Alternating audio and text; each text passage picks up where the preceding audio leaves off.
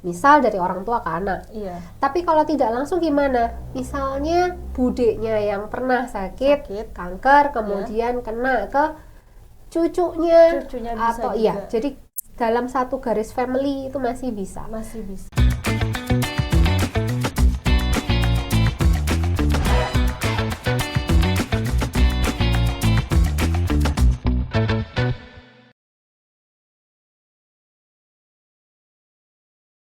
Halo Tribuners, kembali lagi bersama saya Septiana Cahyani Eka Saputri dalam podcast Cakap Sana, Cakap Sini. Dan untuk episode kali ini kita kembali lagi dengan tema tentang kesehatan. Topiknya yaitu waspadai gejala kanker nasofaring, penyakit yang mengintai perokok. Dan di studio Tribun Jatim Network Malang ini telah hadir Dokter Spesialis THT RSI Unisma Malang, Dr. Vivin Pradina Duhita Trisari, Spesialis THT Keahlian Spesifik. Selamat pagi, Dokter. Selamat pagi, Mbak Eka. Iya, mungkin bisa disapa dulu Tribuners yang ada di rumah, Dok. Oke, siap. Selamat pagi, Sobat Tribuners. Perkenalkan, nama saya Dr. Vivin Pradina Duhita Trisari. Saya memiliki spesialisasi di bidang telinga, hidung, tenggorok, dan bedah kepala leher, atau kalau biasanya teman-teman bisa banyak melihat singkatannya THTKL. Nah, kebetulan saya bekerja di RSI Unisma dan juga di Fakultas Kedokteran Unisma. Baik, terima kasih ya, Dokter. Sama-sama Mbak atas undangannya. Iya, sama-sama. Sehat ya, Dok? Alhamdulillah sehat. Ya. Nah, Dokter, ini kan kita akan membahas tentang kanker nasofaring yang biasanya ini mengintai para perokok ya, Dok ya. Betul tidak, Dok? Betul. Jadi begini, kanker nasofaring atau sering kita mendengar atau orang menyebut dengan KNF ya. KNF. Ya, biasanya akan bahasa awam banyak yang bilang KNF. Nah, KNF itu apa? KNF itu yaitu kanker nasofaring. Sebenarnya kalau misalnya menyerang atau mengintai para perokok memang iya, tapi tidak 100% juga. Tetapi memang salah satu faktor resikonya adalah merokok, baik perokok aktif maupun perokok pasif. Seperti itu. Kalau nge-vape itu juga bisa terkena kanker nasofaring nggak, Dok? Ya, vape ini termasuk generasi baru dari rokok ya. Kalau kita melihat wacana-wacana yang ada, jadi vape itu disebut sebagai rokok elektronik, sehingga sebetulnya masih satu saudara dengan si rokok. Maka resiko untuk bisa menyebabkan kanker nasofaring tetap ada peluangnya. Nah, ini yang mungkin perlu sobat-sobat Tribuners untuk bisa mengkaji ulang lah. Nah, di balik rasa vape tetapi ada bahaya yang mengintai itu betul. Seperti itu ya, Dok. Ya.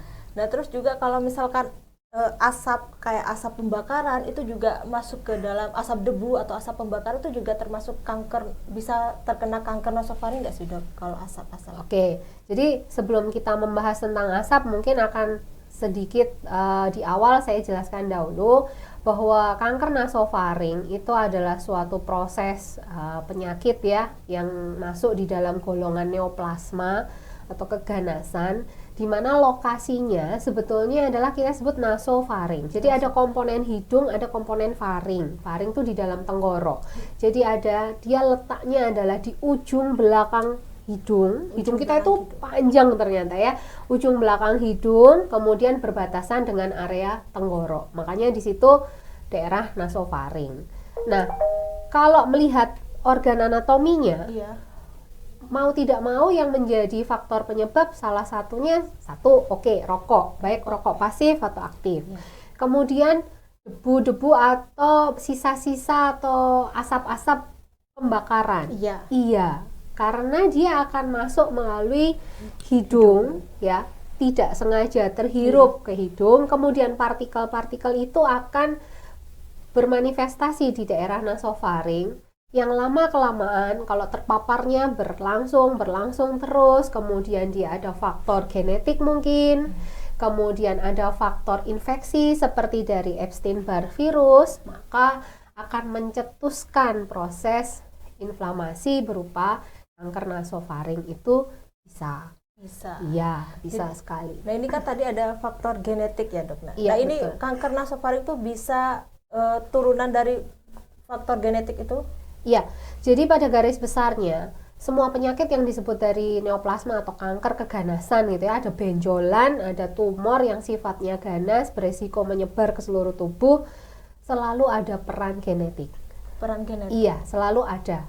Jadi peran genetik itu akan bisa diturunkan secara langsung, bisa juga tidak langsung. Nah, kalau secara langsung gimana?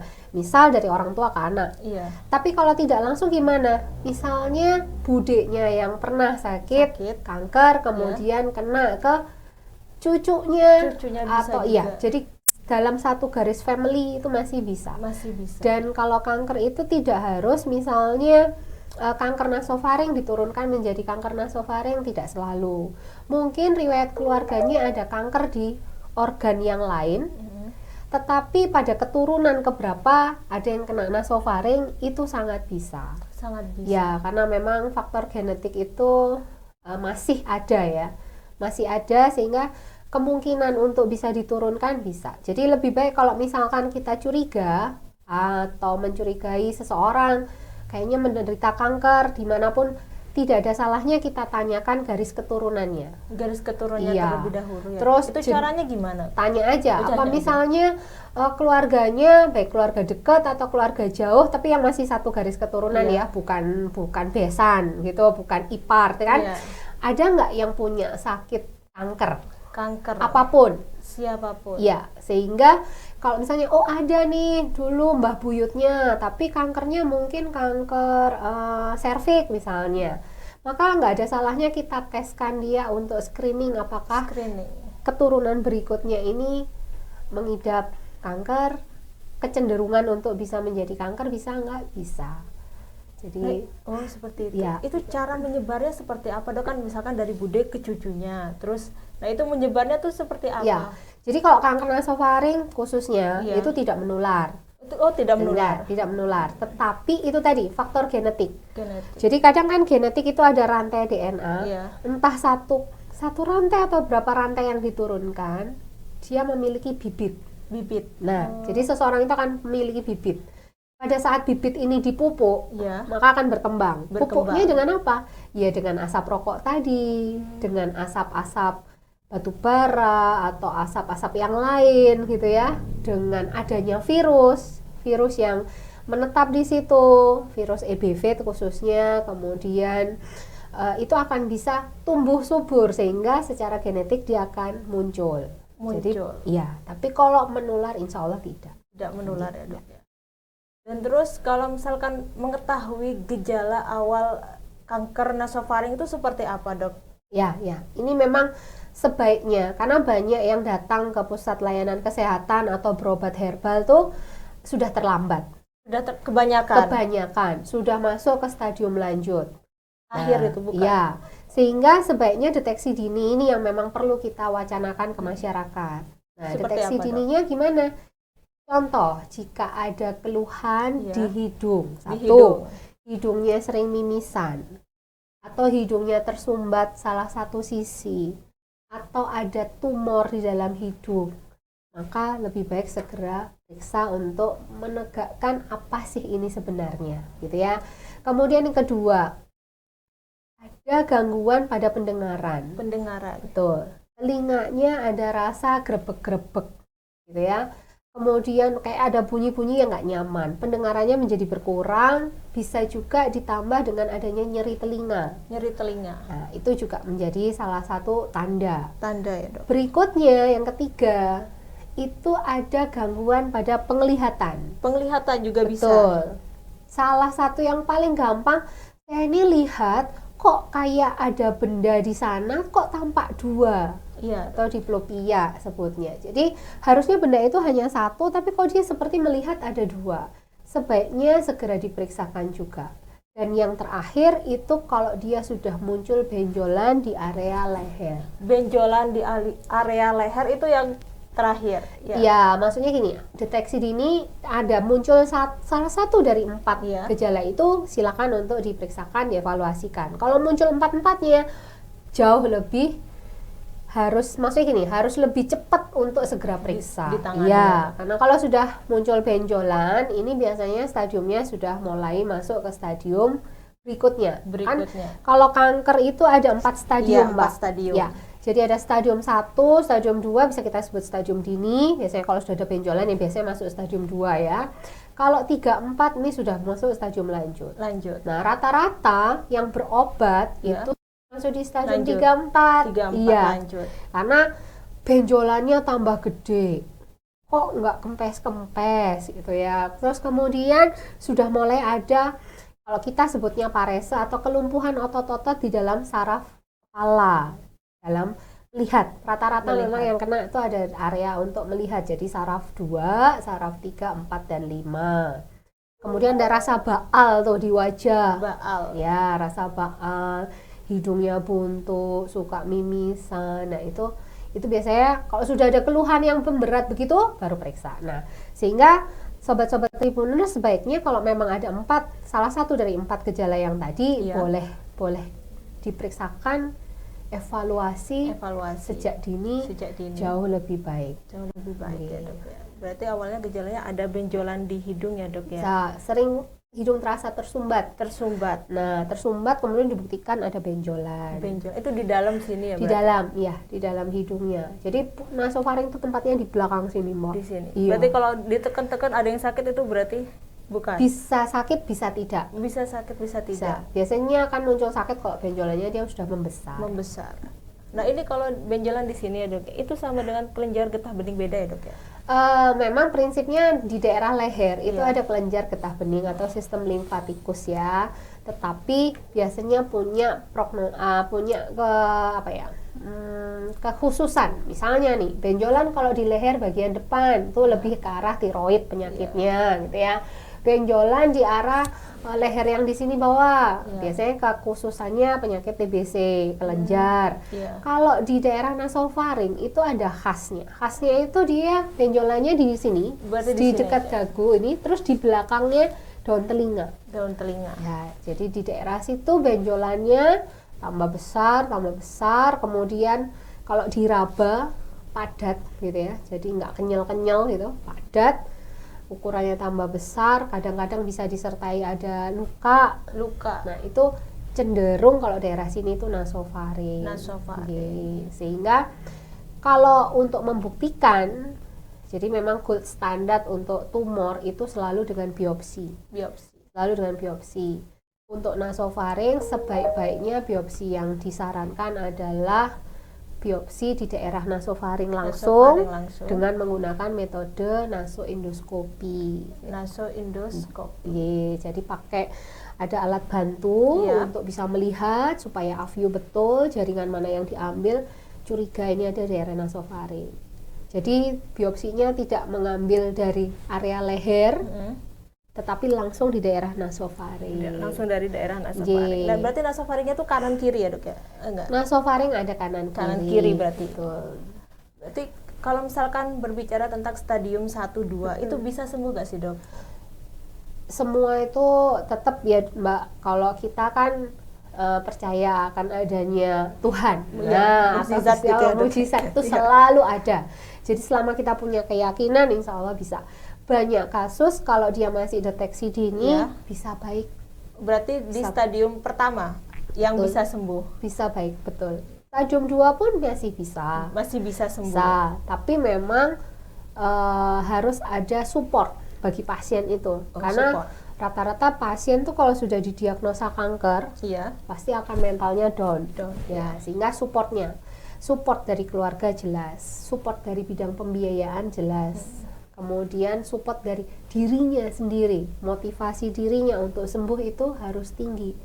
Kalau itu baik, semua insya Allah bisa baik.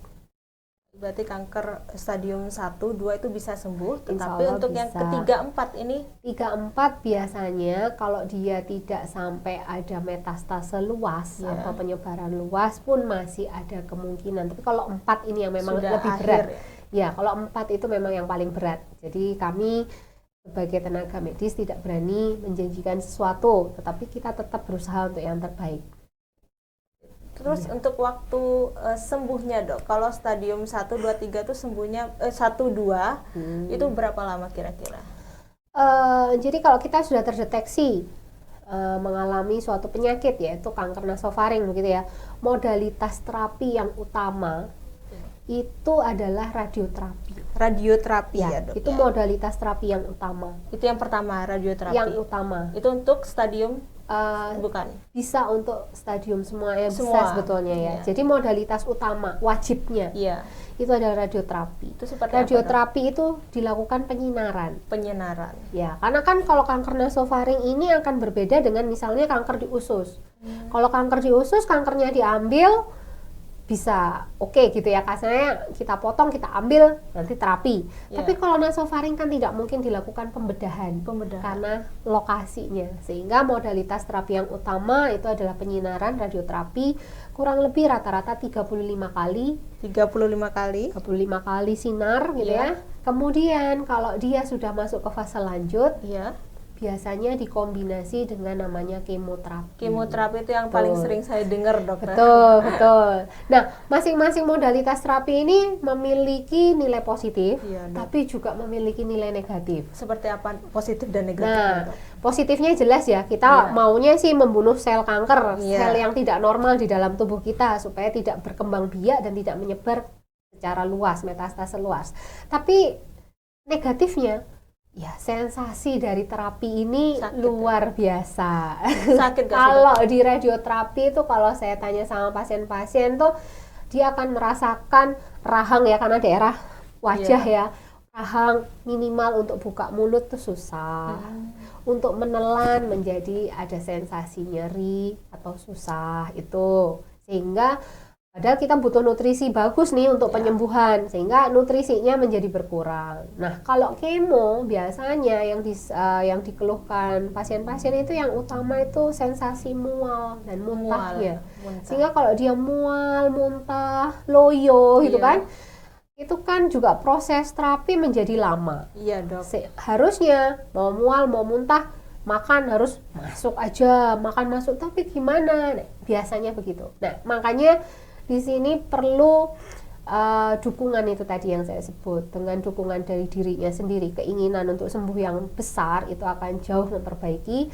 Kemudian dukungan keluarga itu jelas, dan dukungan pembiayaan. Karena ya tidak dipungkiri penyakit-penyakit yang seperti ini biasanya menghabiskan tabungan-tabungan yang ada. Tapi kan kita sekarang nggak usah khawatir nih Mbak, dengan sistem pemerintah sudah memikirkan ada sistem era BPJS. Nah, insya Allah itu bisa menjadi salah satu solusi. Membantu ya, dok? Iya, sangat-sangat membantu. Kalau zaman dulu tuh ada mitos kalau udah sakit kanker, mau sekaya apapun ya hartanya habis dulu. Dikuras, ya. Tapi dengan adanya sistem BPJS insya Allah tidak, membantu, masih ya, bisa sangat-sangat membantu. Iya, baik. Dan selanjutnya ini kalau misalkan operasi itu bisa dilakukan operasi nggak sih dok? Cara pengobatan kanker sama operasi sama imunoterapi itu benar nggak sih ya, dok? Kalau operasi saya rasa memang kurang tepat. Hanya pada kasus-kasus tertentu sampai dilakukan nasofaringektomi itu pada kondisi sangat-sangat khusus, dan memang itu sudah menjadi pilihan yang terbaik. Tapi biasanya kita akan tetap mengusahakan cukup dengan radioterapi dan kemoterapi. Ya. Kemudian kalau imunoterapi kurang tepat. Ya, imunoterapi ini akan lebih tepat pada penyakit-penyakit alergi. Kalau di bidang THT biasanya rinitis alergi. Itu akan lebih tepat. Oh, seperti itu. Berarti cuman radioterapi sama kemoterapi. Dan juga kalau kemoterapi itu negatifnya rambutnya menjadi rontok ya, betul. Dok, ya? Rambut rontok, badan loyo ya, pokoknya wajah jadi nggak seger gitu. Sampai gundul ya dok? Gundul ya. Seperti itu ya dok. Nah, kalau misalkan kanker nasofaring stadium 4 ini, mohon maaf ya dok ya, ini bertahannya sampai berapa lama sih dok? Ya, kalau bertahan itu tergantung memang stadiumnya ya, kemudian metastasenya dia di mana. Jadi metastase itu kan bisa menjalar kanker itu kemana saja. Bisa ke area kepala, bisa ke area dada, bisa ke area perut, atau bahkan ke area tulang-tulang kita. Nah, biasanya yang paling atau prediksi paling jelek itu ya, kalau dia itu menyebarnya ke daerah dada. Kalau dada kan menjadi akhirnya sesak. Kalau kita nggak bernafas tuh kan udah nggak bisa, nggak makan itu nggak apa-apa. Tapi kalau sesak nggak bernafas tuh kan berat. Nah, itu yang biasanya berat. Tapi memang memang prognosanya, kalau kita bilang prognosanya kurang baik jika sudah stadium 4. Jadi terapi biasanya itu akan memberikan efek memperlama kualitas hidupnya, tapi tidak bisa menjamin kesembuhannya. Ya, belum bisa menjamin. Khawatirnya memang seperti itu.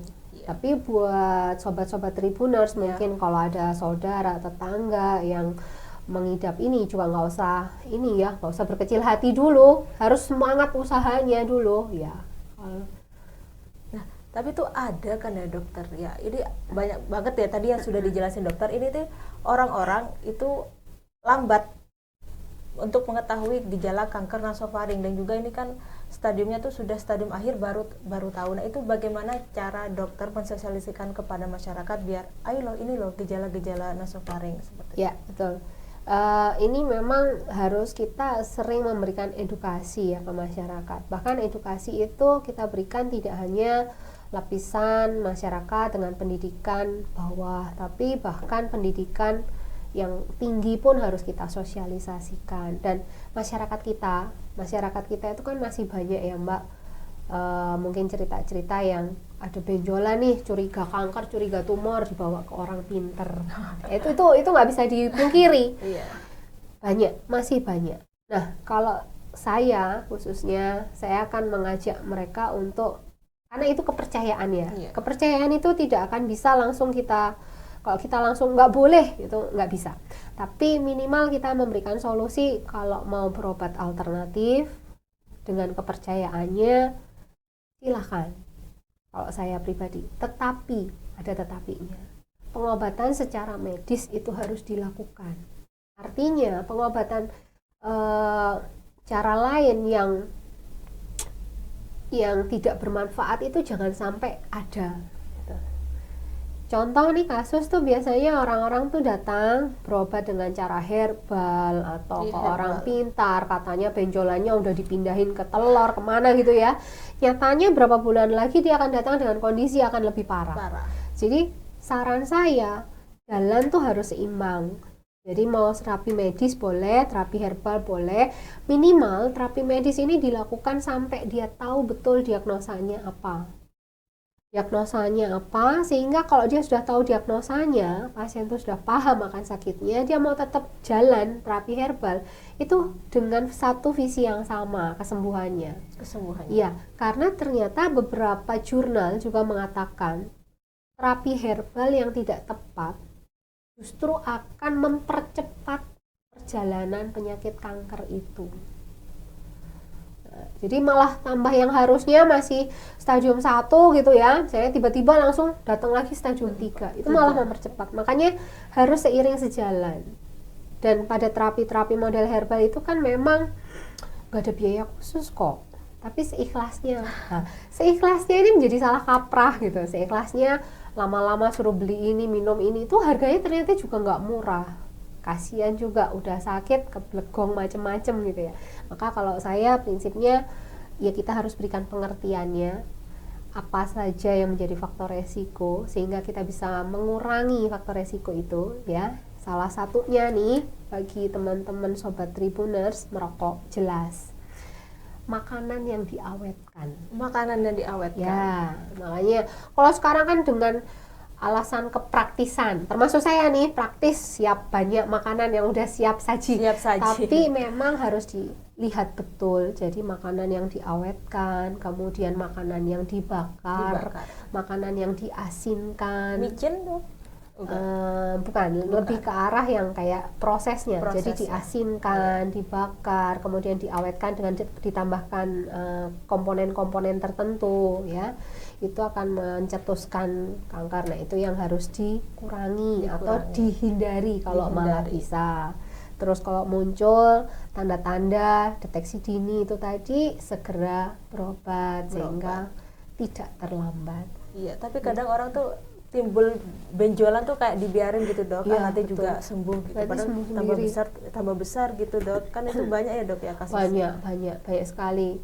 Terakhir bulan puasa kemarin saya juga mendapatkan seperti itu, sampai dia harus pindah ke beberapa rumah sakit, beberapa kota, beberapa dokter, jelas itu karena masih belum meyakini penyakitnya. Sehingga makanya memang dengan yang seperti ini itu kalau tugas saya harus menjelaskan dengan jelas apa sakitnya, penyebabnya kira-kira apa, terapi yang harus dilakukan, dan harusnya bagaimana. Intinya adalah membuat supaya pasien itu bisa menerima kondisinya, karena dengan dia bisa menerima kondisi, terapi akan cepat dikerjakan, hasil jauh lebih baik. Tapi kalau dia masih fase denial, ya kita sebut ya, menolak bahwa enggak, ini benjolannya cuma jerawat kok misalnya, atau ini anu aja kok gitu, itu akan memperlama proses terapi, sehingga perjalanan penyakit itu akan lebih cepat dan biasanya datangnya terlambat. Ya, dok. Iya. Nah, kanker nasofaring ini disebabkan oleh virus apa sih dok? Kalau virusnya memang yang diyakini bisa mencetuskan terjadinya kanker itu EBV, atau Epstein-Barr virus. Ya, itu seperti apa dok gambarannya? Gambarannya ya, kalau EBV itu virus ya gimana ya, virus itu kadang kita nggak merasa sakit pada saat virus itu masuk ke dalam tubuh, karena prinsip dari virus apapun selama daya tahan tubuh kita bagus, dia akan kalah. Tetapi kalahnya di sini ternyata dia tidak mati, dia tidur menetap di situ, sehingga seperti tadi dia udah mengandung adanya virus ya, kemudian dikasih pupuk dengan merokok, dengan terpapar asap, itu dia akan tumbuh subur akhirnya. Kalau sering minum alkohol tuh juga termasuk gak sih dok? Alkohol di sini tidak signifikan. Tidak signifikan. Iya, lebih ke arah memang makanan yang diawetkan, kemudian paparan, hirup yang terhirup, itu kemudian genetik. Tetapi kalau misalkan ibu hamil itu bisa terkena kanker ini gak sih dok? Bisa. Jadi memang kanker ini bisa kena ke segala usia. Iya, bisa. Baik anak-anak sampai orang dewasa.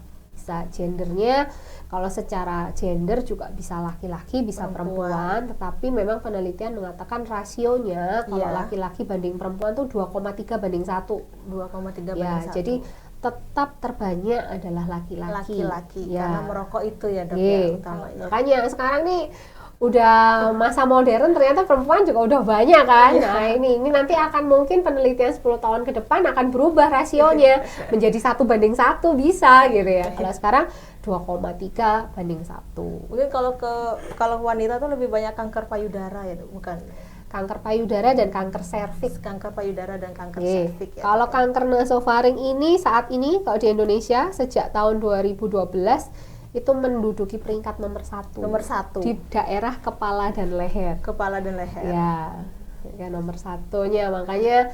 Tapi nomor 1-nya juga ini ya, maksudnya prosentasenya nggak terus yang 70% gitu, nggak, hanya sekitar 28%, 23 sampai 28%. Nah dokter, ini ada pertanyaan dari Tribuners. Iya mbak. Ini dari @firstidf_.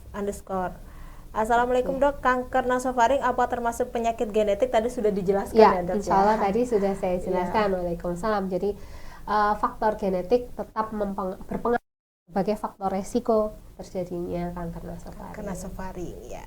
Terus yang kedua ya dok ya, ini ada dari @azalia_arf. Apakah kanker nasofaring dapat menyebar keluar nasofaring? Ya sudah seperti itu dok. Jadi terima kasih pertanyaannya Mbak Azalia. Ini tadi belum kita bahas. Kanker nasofaring bisa menyebar keluar nasofaring, bisa. Penyebarannya bisa secara endofitik dan eksofitik ya. Eksofitik tuh keluar dari daerah nasofaring, bisa ke kepala, bisa ke tadi yang saya sebutkan, ke paru-paru, ke daerah perut, bahkan ke daerah tulang-tulang gitu ya. Kalau endofitik dia akan tetap di regio kepala dan leher. Jadi mungkin tumornya atau kankernya itu bisa membuat benjolan di hidung ya, jadi hidungnya kayak tampak besar sebelah gitu ya. Kemudian daerah mulutnya itu, daerah langit-langitnya itu juga akan tampak nonjol kan, ada benjolan, itu juga bisa. Jadi memang ada 2 penjalaran, tapi bisa. Ini kalau kanker nasofaring ini juga ada komplikasinya nggak sih, Dok? Komplikasi biasanya ini ya kalau sudah metastase. Metastase. Ya, kalau dia sudah metastase memang bisa menyebabkan komplikasi. Gangguan metaboliknya itu akan berubah. Seperti itu. Dan Dok, ini ada satu lagi ya, Dok. Oke, Pertanyaan dari Tribuners, ini dari @Lovia. Ini L-nya ada 2, O-nya ada 2, F-nya ada 2, I-nya ada 2, A-nya ada 2. Lovia. Nah, bacanya harus benar-benar sesuai ejaan. Oh ya, Lovia. Ya. Ini dapatkah pendengaran kembali normal setelah melakukan pengobatan kanker nasofaring? Pendengaran apakah bisa kembali normal, Dok, setelah melakukan pengobatan kanker nasofaring? Oke, Mbak Lovia gitu ya.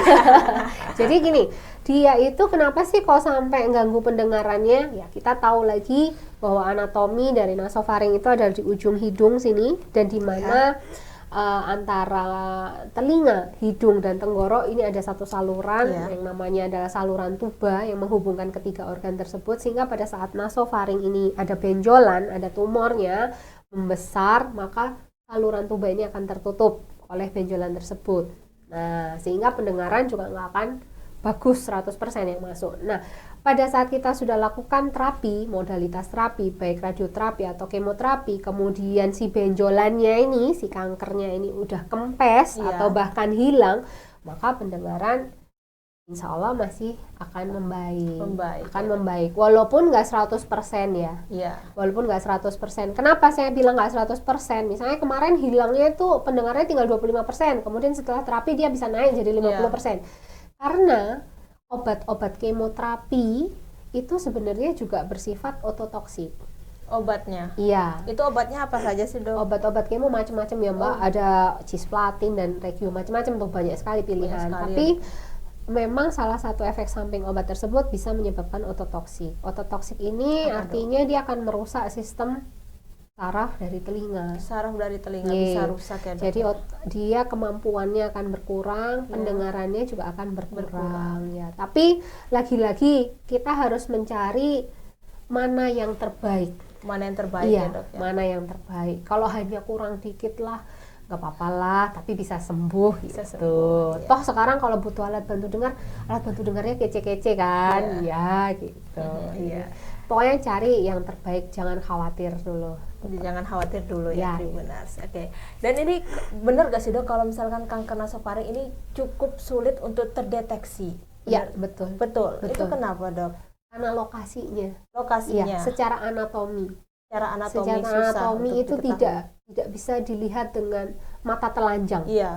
Itu yang susah. Betul, harus pakai alat ya, Dok. Jadi saran saya memang pemeriksaannya bisa datang ke Poli THT, kita lakukan namanya pemeriksaan nasoendoskopi. Nanti ada teropong, kemudian ada layar televisi, kita lihatkan di sana akan tampak betul bagaimana mukosa nasofaring yang sehat, bagaimana yang tidak sehat. Tidak sehatnya macam-macam kan, atau bagaimana yang sudah terjadi kanker. Mungkin nanti kita bisa sisipkan gambar-gambar, Mbak. Iya, gambar-gambar bola itu, Bu Dokter. Betul. Ya, biar memang lebih tahu. Susah deteksinya itu karena lokasinya. Ya, Dok. Ya. Baik, Dokter, Bu Dokter Vivin, saya Vivin. Iya, terima kasih ya, Bu Dokter, ini sudah berbincang. Ini pertanyaan juga sudah habis. Terima kasih juga buat Tribuners yang ada di rumah yang sudah menyempatkan diri untuk bertanya tentang kanker nasofaring ini ya. Dan juga terima kasih buat Bu Dokter Vivin Pradina Duhita Trisari, spesialis THT telinga hidung tenggorokan ya, Dok ya. Iya, betul. Telah meluangkan waktunya untuk hadir berbincang tentang kanker nasofaring ini ya, Dok ya, kepada pemirsa Tribuners yang ada di rumah. Sekali lagi terima kasih, Dokter, atas waktu dan kesempatannya. Sama-sama, Mbak, undangannya, dan memang harapan saya Sobat Tribuners makin kaya akan pengetahuan. Sehingga yuk kita sama-sama bisa mengatasi semua masalah kesehatan yang ada di negara kita. Iya. Baik. Dan juga nanti jangan bosan-bosan ya, Dok ya, kalau misalkan ditelepon lagi untuk menjadi narasumber. Boleh. Bahkan kalau nanti misalnya nih, Mbak, ada Sobat Tribuners yang masih pengen konsultasi. Boleh, silakan pakai layanan telemedicine di RSI Unisma atau boleh. Mari. Saya akan memberikan sedikit pengetahuan yang saya punya. Iya, baik, saling berbagi. Baik dokter, terima kasih ya sekali lagi. Sama-sama. Oke Tribuners, sampai di sini dulu perjumpaan kali ini tentang kita tadi sudah membahas tentang kanker nasofaring. Ya ini sering mengintai para perokok, kebanyakan laki-laki ya Bu Dokter ya. Ya memang terbanyak laki-laki. Dan saya Septiana Cahyani Eka Saputri dan Bu. Saya Vivin Pradinadita Trisari, spesialis TKL. Iya, pamit undur diri dan sampai jumpa. Ketemu lagi di episode Cakap Sana, Cakap Sini tentang kesehatan selanjutnya. Dadah.